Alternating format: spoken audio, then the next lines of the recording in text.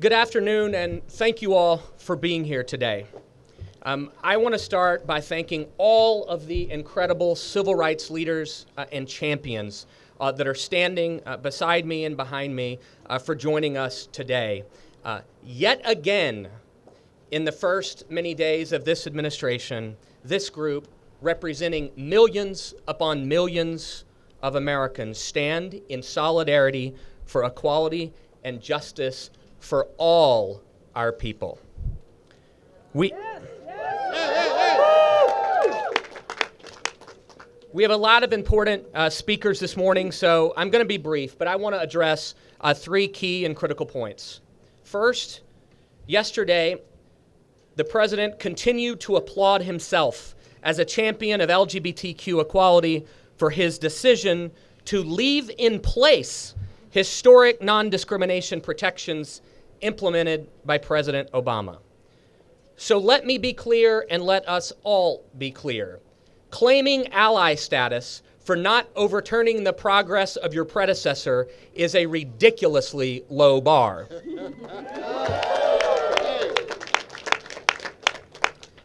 LGBTQ refugees, immigrants, Muslims, and women are all scared today, and with good reason. Donald Trump has done nothing but undermine all of our equality since he stepped foot in the White House, continuing the rhetoric that he put forth through the campaign. But in their statement yesterday, the White House refused to answer a key and critical question, which brings me to my second point today. Right now, the administration is still considering executive action that would allow government employees, taxpayer-funded organizations, and even companies to discriminate against LGBTQ people. We would be naive to think that the Trump administration won't pursue such an attack on equality.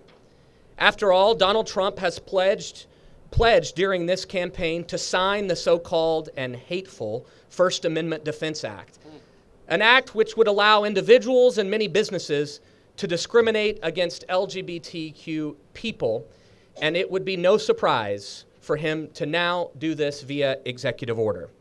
And that's why we're here today, standing together in locked arms to tell the Trump administration that we aren't going to go back. Today, this community and the millions that our collective organizations represent are calling on Donald Trump to reject any and all attempts to give license to discriminate under the guise of religion. That is discrimination by another name.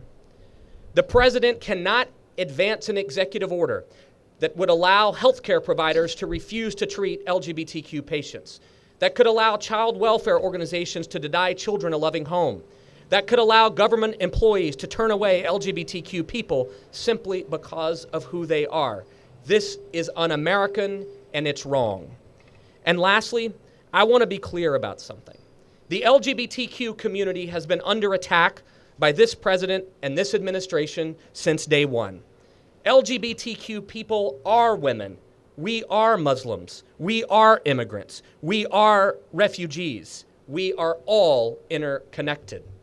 And all of us have come too far, fought too hard, and accomplished too much to allow this president, this vice president, this administration to drag us backwards.